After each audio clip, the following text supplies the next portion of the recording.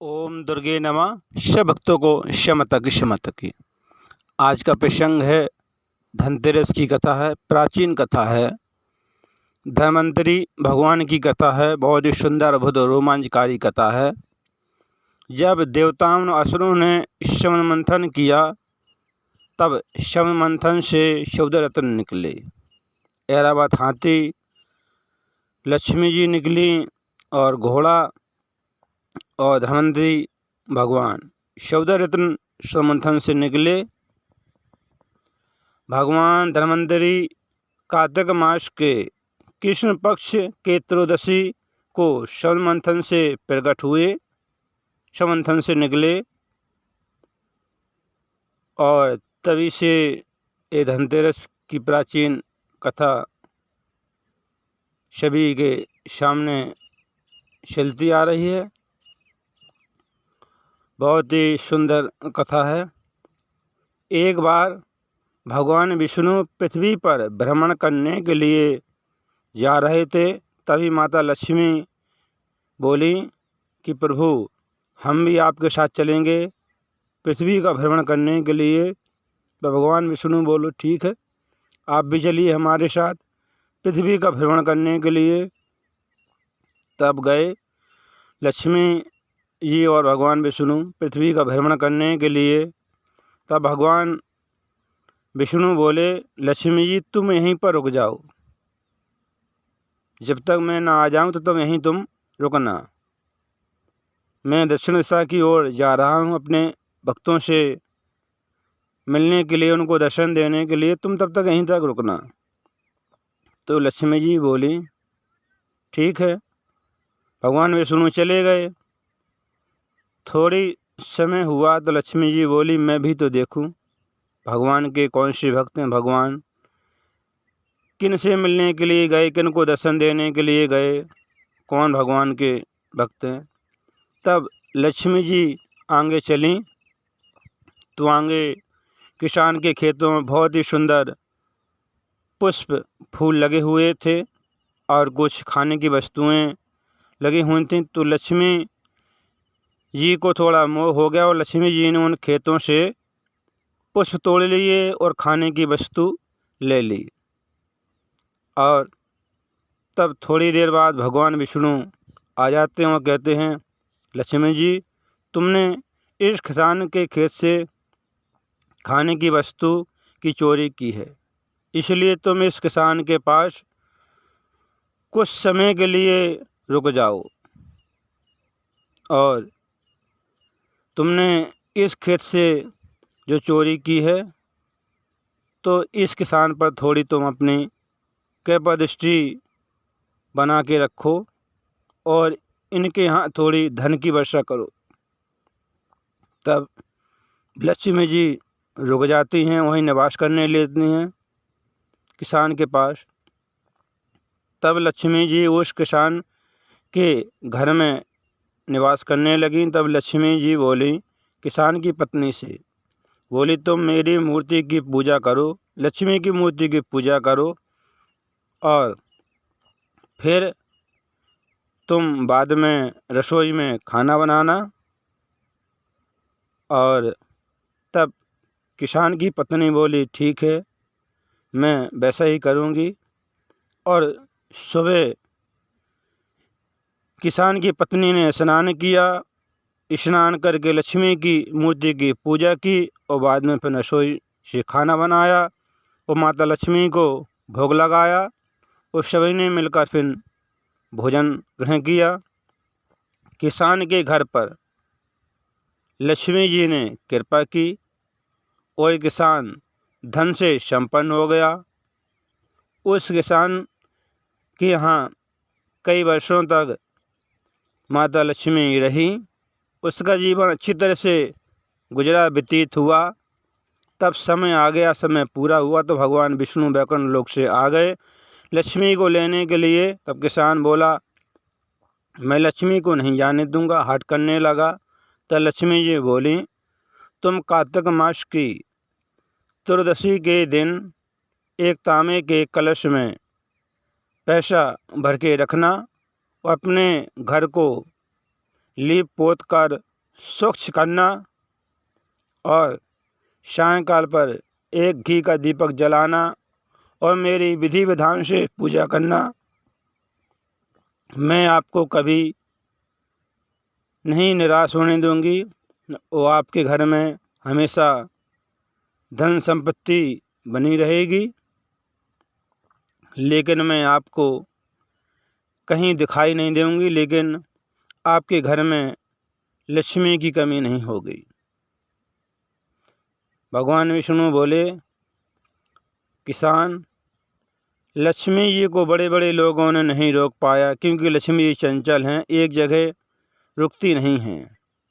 इसलिए कृष्ण पक्ष की त्रयोदशी को लक्ष्मी जी की पूजा होती है। त्रयोदशी के दिन दीपक जलाया जाता है और सायंकाल में लक्ष्मी जी की पूजा होती है, तभी लक्ष्मी जी की कृपा होती है।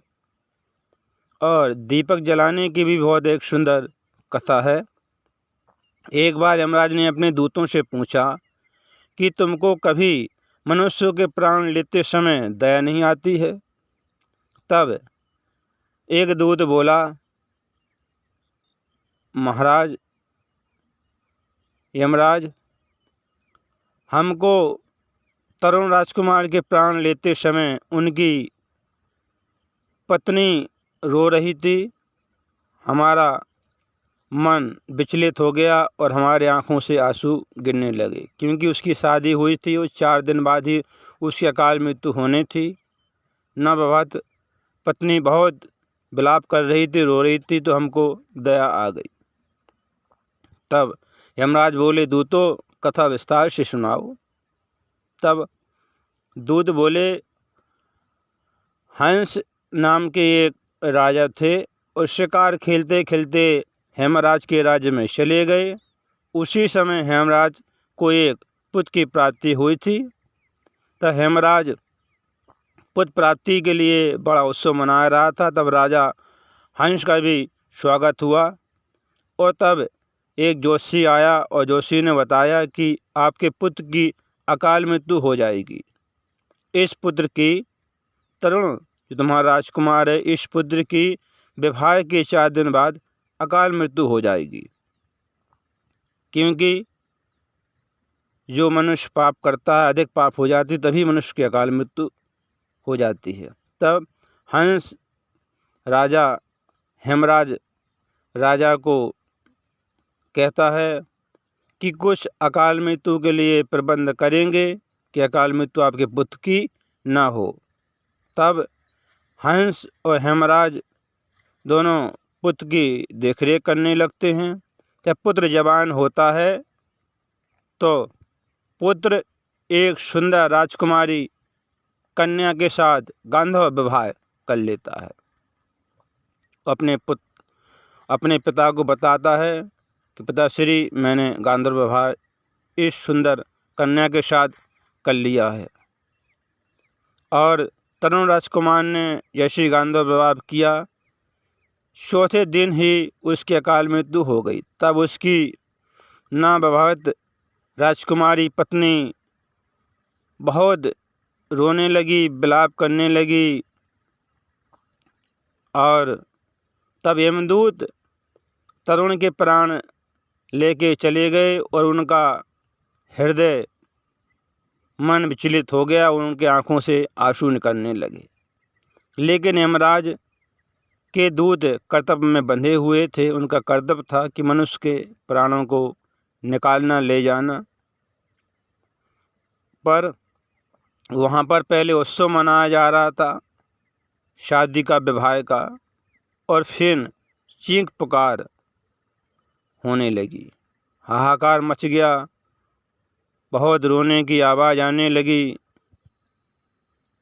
क्योंकि जिस घर का जवान पुत्र मर जाए उस घर में दुख का पहाड़ टूट पड़ता है। यमदूतों को कोई नहीं रोक पाता है। यमदूत तरुण राजकुमार के प्राण लेकर चले जाते हैं। तब यमराज बोले, यमदूतों से कहने लगे, उनकी बातचीत हुई, यमराज को दया आई। यमराज बोले दूतों से, मेरा त्रयोदशी के दिन, कार्तिक मास के कृष्ण पक्ष की त्रयोदशी के दिन जो मेरी विधि विधान से पूजा करेगा, दीपक जलाएगा, उसकी कभी अकाल मृत्यु नहीं होगी। अकाल मृत्यु के दोष से वह बच जाएगा। तभी धनतेरस के दिन यमराज की पूजा होती है और उनको एक दीपक जलाया जाता है। और जो मनुष्य जीवन भर धर्म पर चले, पाप कर्म ना करे, क्योंकि पाप अधिक हो जाते हैं तभी मनुष्य की अकाल मृत्यु होती है। यमराज बोले, अगर मनुष्य धनतेरस के दिन मेरी विधि विधान से पूजा करेगा, दीपक जलाएगा और धर्म पर चलेगा, कभी पाप कर्म नहीं करेगा, तो उसकी अकाल मृत्यु नहीं होगी। मनुष्य अधिक पाप करता है, अधिक पाप हो जाते हैं तभी उसकी अकाल मृत्यु होती है।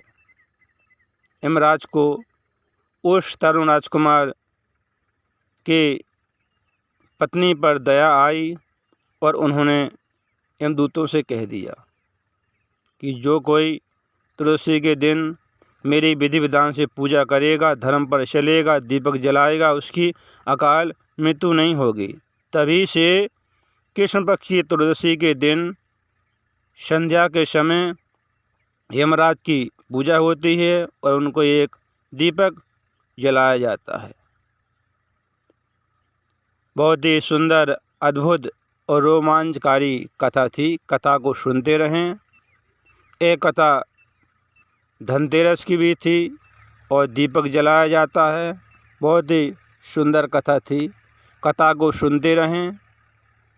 और भगवान धनतेरस जो श्रवण मंथन से प्रकट हुए थे, उनकी भी कथा थी धनतेरस के दिन। बहुत ही सुंदर, अद्भुत, रोमांचकारी कथा थी। लक्ष्मी की पूजा धनतेरस के दिन होती है और भगवान धन्वंतरी की पूजा होती है और दीपक जलाया जाता है। यमराज की पूजा होती है, सभी की पूजा होती है। बहुत ही सुंदर कथा थी। कथा को सुनते रहें, काम करते रहें, मैया का नाम जपते रहें। शब्दों को क्षमा तक क्षमा तक क्षमा तक।